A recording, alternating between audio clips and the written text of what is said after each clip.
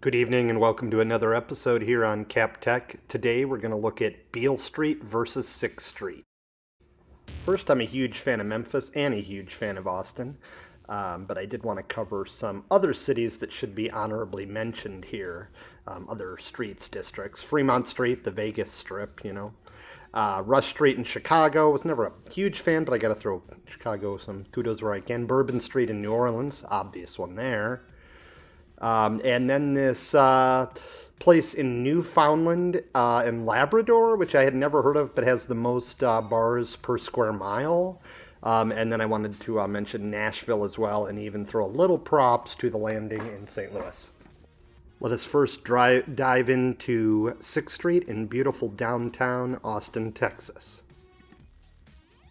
And to be clear, I'm talking about dirty 6th Street, not east where it's being gentrified, or West 6 where the wealthy are holed up at.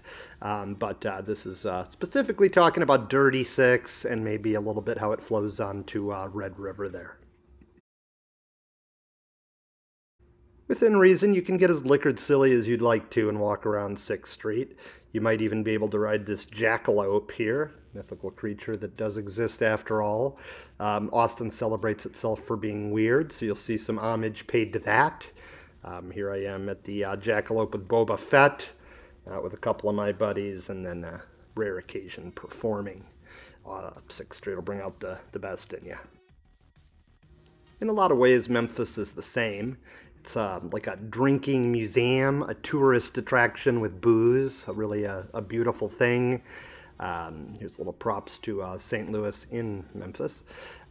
Beale Street feels more historic, between Elvis and the blues being there, and it's probably a little safer, although, any place at 4 in the morning. One big advantage is that you can street drink in Memphis most of the time, and the music is great, although 6th Street might have more quantity of genre. Beale Street certainly has the quality nod in what they do, which is make blues music. Here's their icon, B.B. King's, the Memphis Rock and Soul Museum's nearby. Here you see me and a buddy with the Memphis Police with their eye on us, and there's the rest of us there in Memphis outside of Silky O'Sullivan's, where you can get the diver because it makes you dive into things you usually wouldn't. That's why they call it that. Here you'll see I've crafted a table showing what you can and can't do on 6 versus Beale somewhat. Open liquor on the street. Mostly yes on Beale, mostly no on 6. They block off traffic on weeknights on each of them. Both are both more warm than cold. And like I said, I think Beale has a little better quality of music, where 6 would have a better quantity. I love the food in each city, but I'm not nuts about it on either 6 or actually on Beale, but it's drinking fare.